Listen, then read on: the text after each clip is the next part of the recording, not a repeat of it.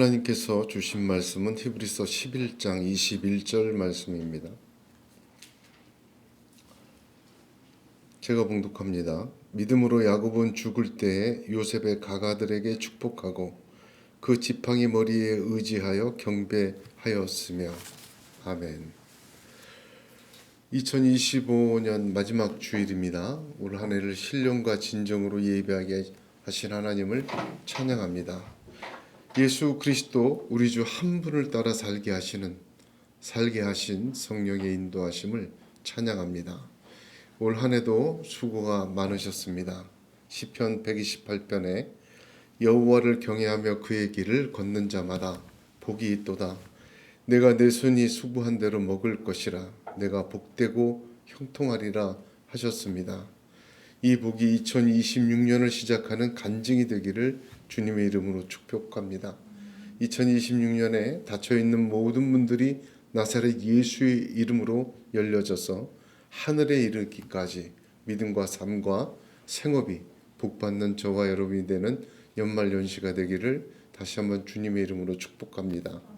2025년 마지막 주일에 야곱의 믿음을 나누게 하신 하나님의 은혜로우신 지혜에 영광과 감사를 올려드립니다. 야곱의 이야기가 중요한 것은 야곱 두 가지인데, 첫째는 그의 이름이 야곱이라는 이름에서 이스라엘로 바뀌었다는 것입니다. 그래서 육적인 사람이 영적인 하나님의 사람이 되었다, 그런 의미가 있어서 굉장히 중요합니다. 또 하나 중요한 사실은 그의 아들 12명이 12지파의 조상이 되었다. 그것은 그의 조부 아브라함에게 하신 언약이 이 땅에서 현실화되었다. 그런 의미로 야곱의 이야기는 굉장히 중요합니다. 믿음의 가문으로 비로소 세워지고 하나님의 언약이 가정 가운데, 삶 가운데 구체적으로 나타나는 그 시작이 야곱이라 그렇게 볼 수가 있습니다. 그래서 야곱의 인생을 보게 되면 하나님의 언약과 약속이 어떻게 인생 가운데 이루어지는지를 깨닫게 됩니다. 그의 인생이 하나님의 약속에 의해서 인도함 받아 이스라엘이 된 것처럼 하나님은 하나님의 사람들, 그 언약의 후손들, 그 유업을 잇는 자들에게 동일하게 역사하시는 동일한 하나님이십니다. 그러므로 야곱과 같은 우리 인생에게 이스라엘이 되라고, 언약의 실현이 이루어지라고 오늘 야곱의 믿음을 나누게 하여 주신 하나님을 찬양합니다. 오늘 말씀 속에서 하나님의 음성 듣기를 원하는데 세 가지를 나누어서 듣겠습니다. 이 하나님의 말씀이 저와 여러분의 야곱과 같은 인생을 이스라엘로 12지파가 되는 믿음의 가정으로 세우는 하나님의 능력 되시기를 주님의 이름으로 권면합니다. 첫 번째로 오늘 말씀을 보면 믿음으로 야곱은 죽을 때라고 시작합니다. 참 중요한 말씀입니다. 사람은 살아있을 때보다 죽을 때가 중요합니다. 얼마나 중요한 한 단어인지 모릅니다. 솔로몬을 보세요. 역사상에도 전무후무할 정도로 복받은 사람입니다. 다윗이 밧세바를 통해서 출생부터가 손가락질 받는 출생이었지만 하나님 앞에 일천번제를 드리고 성전을 지었던 사람입니다. 그에게 부어주신 하나님은 정말 그를 너무 사랑하셨고 그를 기뻐하셨고 그에게 놀랍게 축복을 더하여 주셨습니다. 그런데 솔로몬은 죽을 때에 실패하였습니다. 열왕기상 11장 9절 보면 솔로몬이 마음을 돌이켜 이스라엘 하나님 여호와를 떠남으로 여호와께서 저에게 진노하시니라. 여호와께서 일찍이 2번이나 저에게 나타나셨다 기록하고 있습니다. 끝까지 듣질 않았어요. 살아있을 때 솔로몬 최고의 왕국과 축복을 받았지만 죽을 때 그는 비참한 인생의 끝을 맞이했습니다.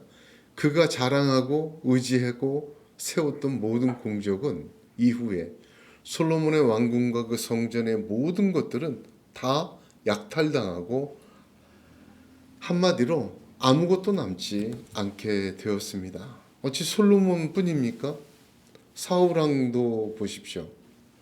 인생의 초창기에 겸손하고 하나님 뜻대로 해서 왕이 되었지만 그의 마지막 죽을 때 하나님을 배반하고 우상을 섬기고 또한 자기가 하나님 되려고 했던 그런 교만에 빠졌습니다. 야곱은 죽을 때의 믿음으로 죽었습니다.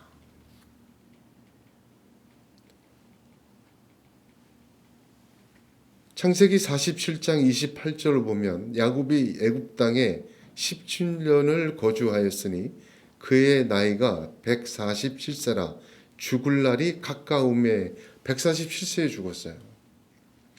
17년을 애굽에 거주했으니까 130년은 애굽이 아닌 가나안 땅 라반의 집에 갔다가 다시 가나안 땅에 와서 세겜으로 올라갔다가 베델까지 이르러서 130년을 살았습니다. 130년 동안 야곱으로 살았어요. 야곱의 이름의 뜻이 움켜쥐는 자다, 그 뜻입니다. 창세기 25장 26절에 손으로 에서의 발꿈치를 잡았으므로 그 이름을 야곱이라 하였음에 합니다. 야곱은 움켜쥐는 자라는 뜻이에요. 말 그대로 그는 팥죽으로 장자권을 움켜쥐었습니다. 삼촌 라반의 집에서 재물과 두 아내를 움켜쥐었어요. 심지어 약복강에서는 천사와 씨름하면서 천사를 움켜쥐었습니다. 그는 움켜쥐기 위해서 거짓말도 서슴지 않았고 움켜쥐기 위하여 그는 속고 속이고 최선의 방법을 다하였습니다. 천사조차도 그를 압도하지 못했어요. 그는 움켜쥐는 힘이 얼마나 썼는지 환도뼈가 부러져서야 그 손을 풀게 될 정도였습니다. 그렇게 130년을 살았어요. 야복강을 건널 때도 보세요.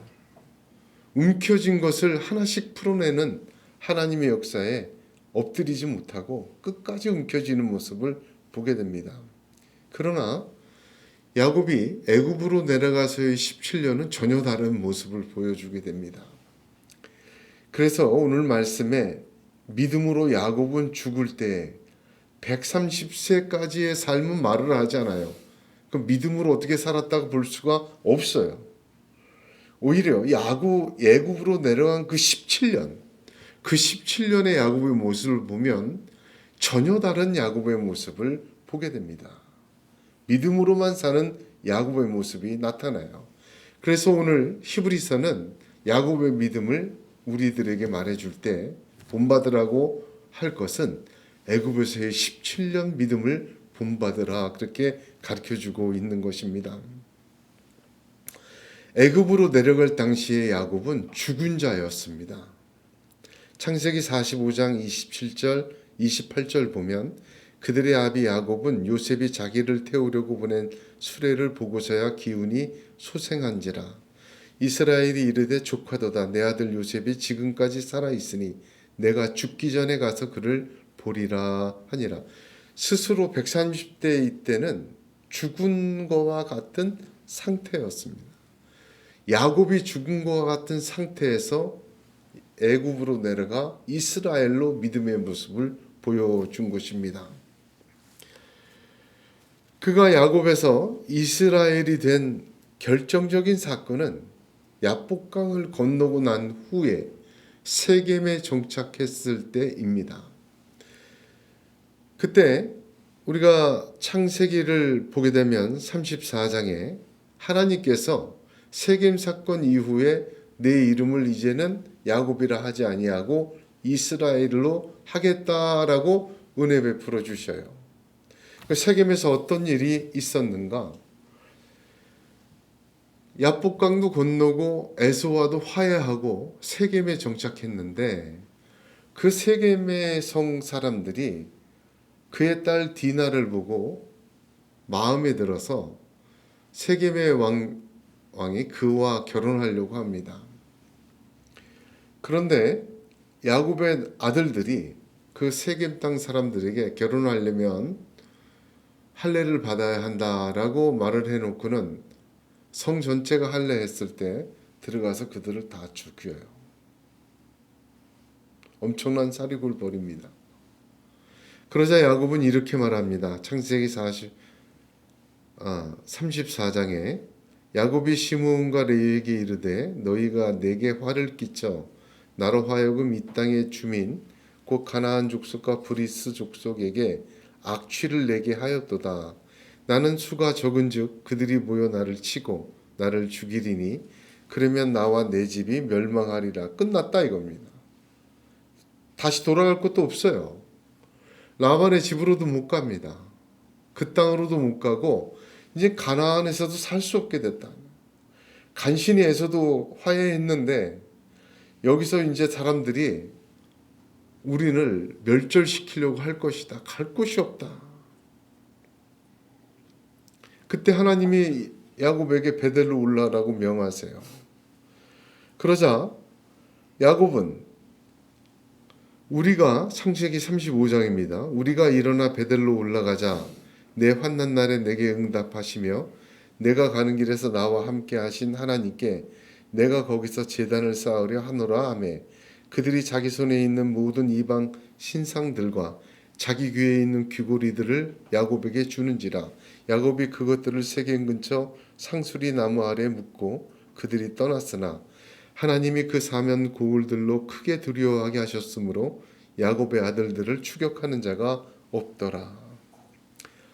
이때까지도 야곱의 가정에는 모든 이방 신상과 자기 귀에 있는 귀고리, 근데 미신들이죠. 그거 다 있었어요. 가지고 있었어요.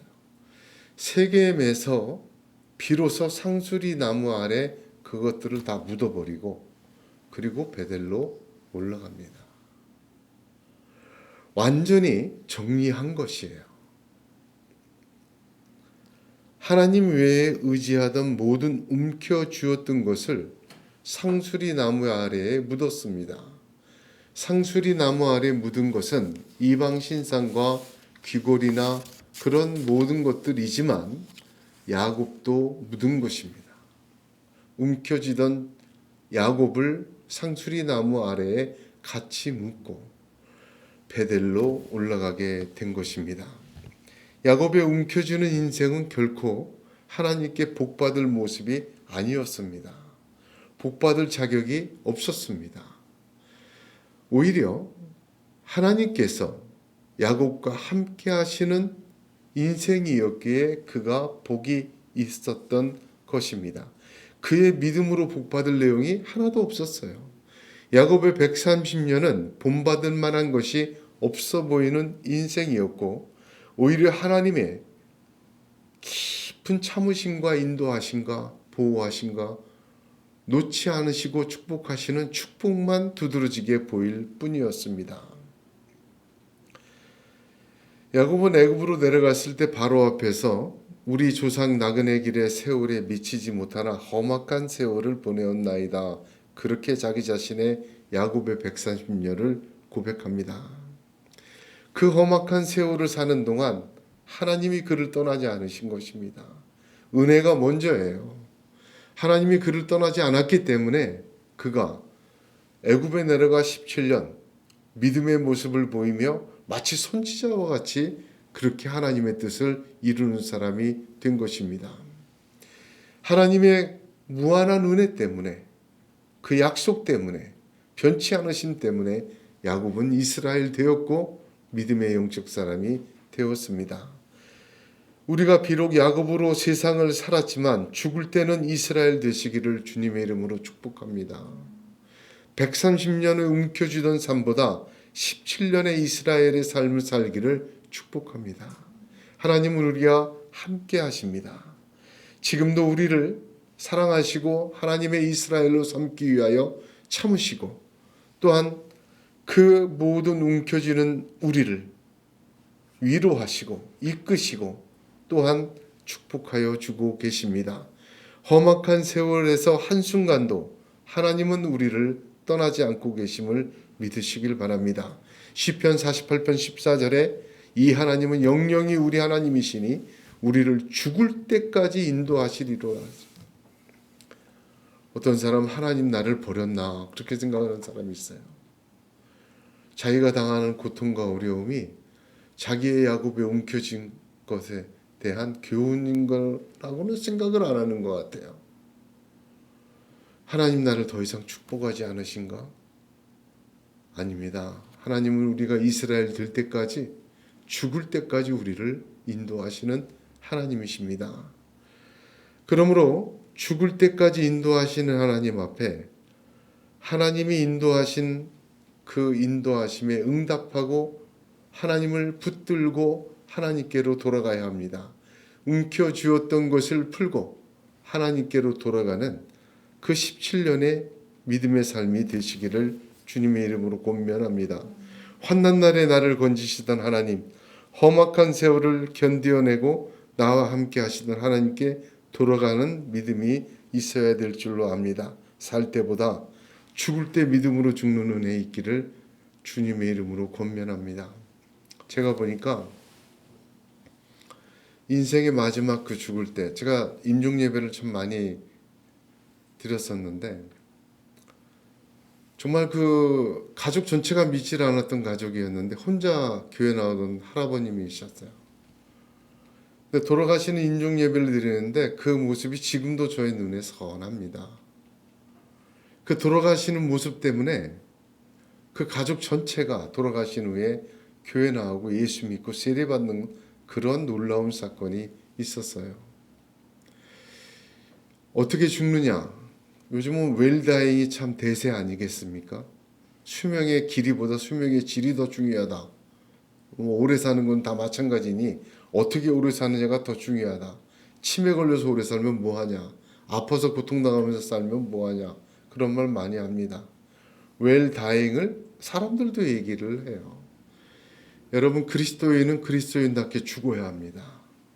살 때보다 죽을 때 우리 저와 여러분의 모습이 믿음의 모습이 되어 천국의 문을 열고 들어가는 저와 여러분 되시기를 주님의 이름으로 축복합니다.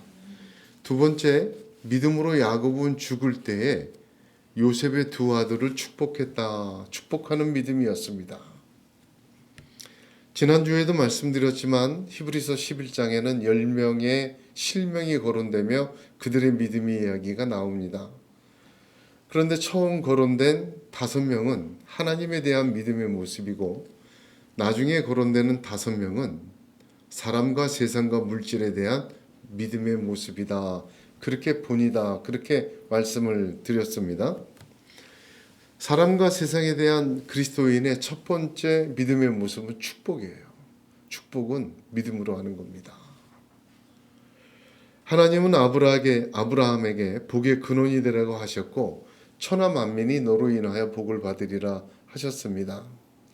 아브라함의 언약을 잇고 있고 아브라함의 영적 유업을 이어받은 저와 여러분도 복의 근원이 되고 또한 복을 비는 나사렛 예수의 이름으로 복을 비는 축복의 통로가 되기를 하나님은 원하십니다.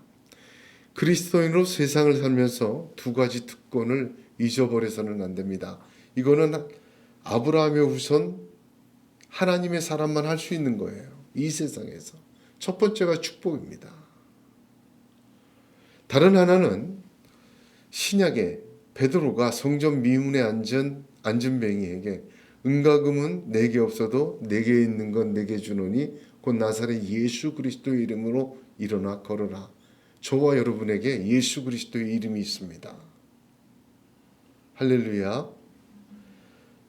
사랑하는 성도 여러분, 예수의 이름으로 축복하고 예수의 이름 우리가 가졌으니 예수의 이름을 줄 수 있는 믿음이 있기를 주님의 이름으로 권면합니다. 이 두 가지를 막는 건 사단의 역사예요. 아브라함의 후손들이 막 하나님의 복을 뿌리고 다니는 거 싫어해요.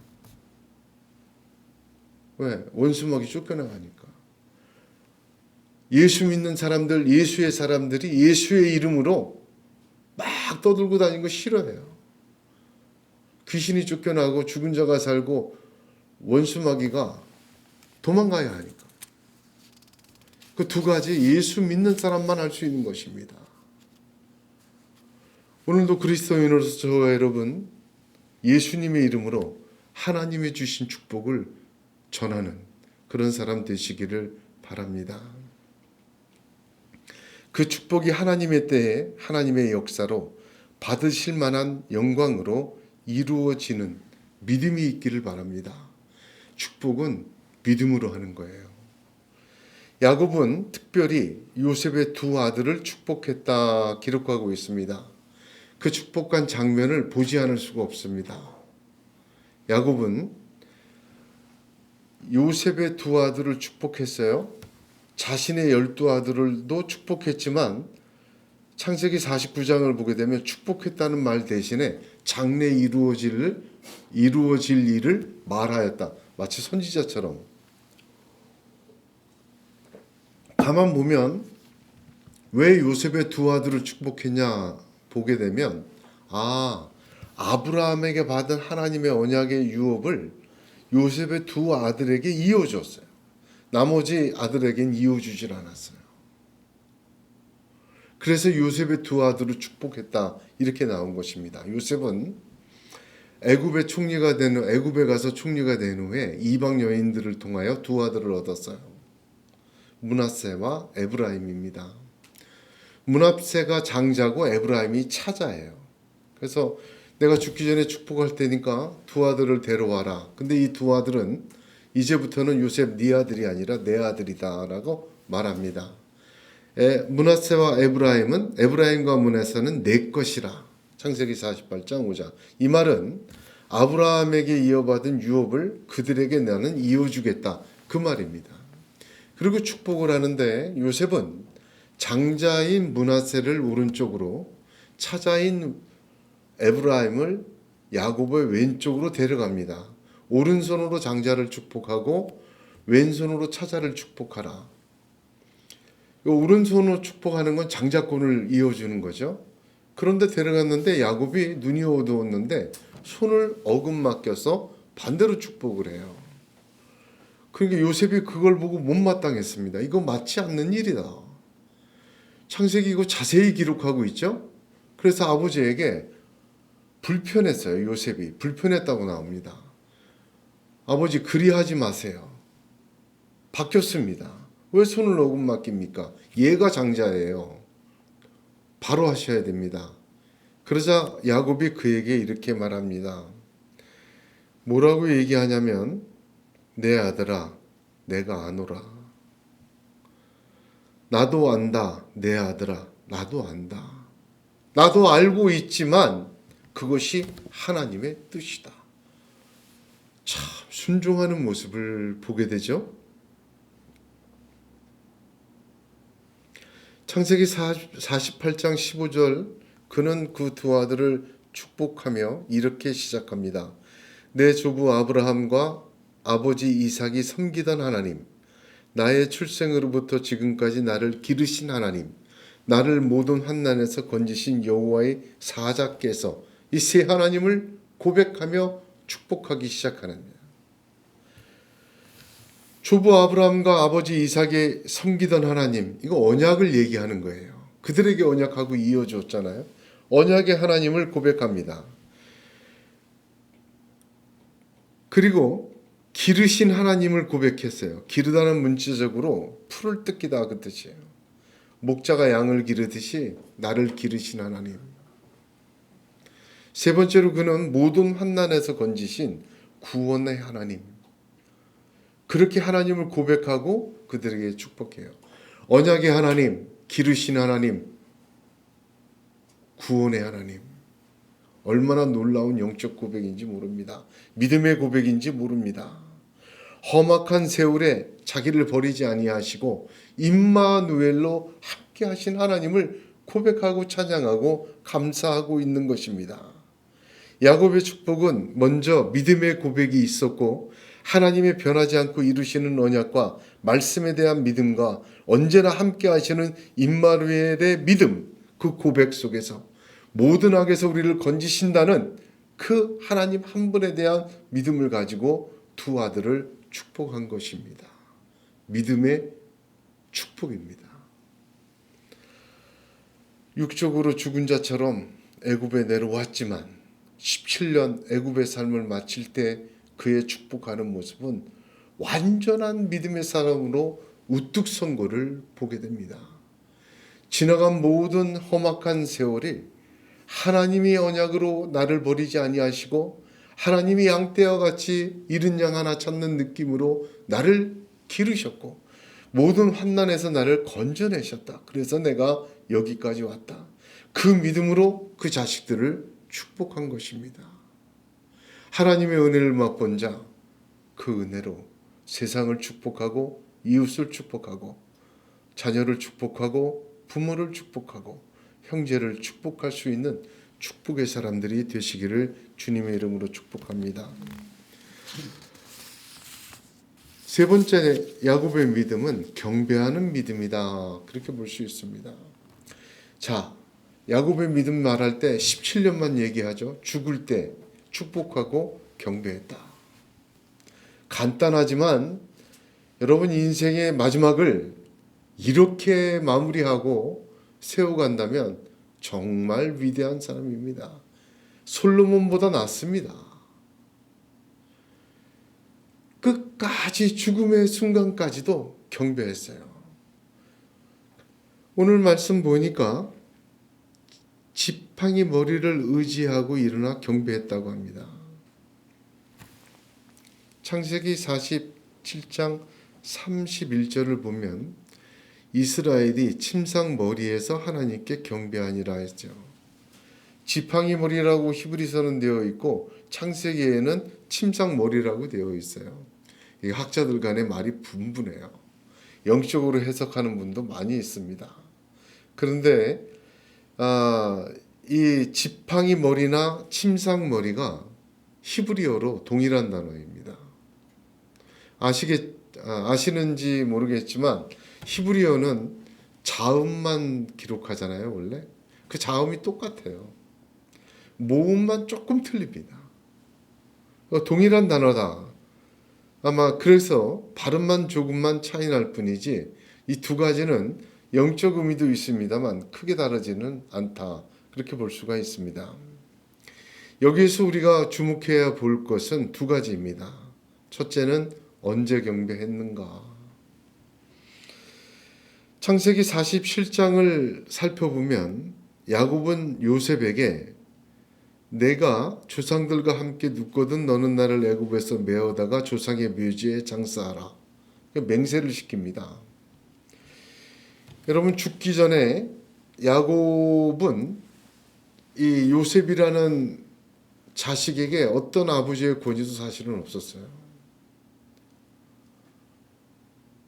왜냐하면 요셉은 그 당시 세계 최고의 나라에 전권을 쥐어있는 권력자였고 그 이방에서 결혼했고 형제들에게 버림받고 호를 단신 자수성가했어요. 그러니까 야곱은 그에게 그 권력이 있는 자식 앞에 맹세를 시켜요.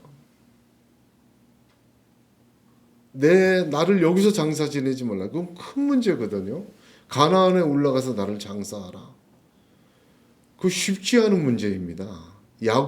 요셉이 가나안까지 올라가야 된다? 애굽 전체가 움직여야 돼요. 그 쉬운 일이 아니에요. 그것을 맹세를 시켜요. 그래서 야곱은 요셉에게 내가 내게 은혜를 입었거든. 그렇게 해달라. 그렇게 부탁을 하는 것입니다. 야곱 자신은 이제 그 약속의 땅으로 돌아갈 힘도 능력도 자식들도 다 변변치 못했습니다. 오직 그러나 조상의 묘에 묻히고 약속의 땅에 묻히겠다는 마지막 믿음의 소원과 믿음의 결정이 그를 강권하였고, 그것을 참아하기 어려운 자식 요셉에게 부탁을 하고 그것을 승낙을 받습니다. 그러자 일어나서 하나님 앞에 침상머리를 붙들고 경배합니다. 험악한 세월 130년이 끝나고 이제 요셉을 통해 형통하고 편안해졌습니다. 그러나 야곱은 믿음의 결정을 미루지 않고 하나님은 그 결정을 이루게 하셨습니다. 자신이 가서 묻혀야 될 것을 간다는 그 뜻을 이루어 주신 하나님을 일어나 경배한 것입니다. 두 번째는 그 내용입니다. 애굽에서 장사되지 않고 조상의 묘지에 장사되는 것은 단순히 야곱 자신만의 바램과 또한 의지는 아니었어요. 그는 정말 언약을 믿은 사람입니다. 험악한 130년 동안 임마누엘이 하나님이 기르시고 인도하시고 또한 그 아브라함, 이삭에 주신 언약이 이루어짐을 뼛속 깊이 깨달은 거예요. 자신의 묘를 그쪽으로 쓰므로 여기 남아있는 자기의 후손들 이스라엘 백성들이 우리가 가야 될 곳은 아버지가 묻힌 저쪽이라고 그렇게 생각하도록 미리 이끌고 또한 가르친 것입니다. 애굽은 모든 것이 풍요로운 장소였어요. 세계 최고의 문명이었고 최고의 식량 생산국이었습니다. 풍요로웠어요.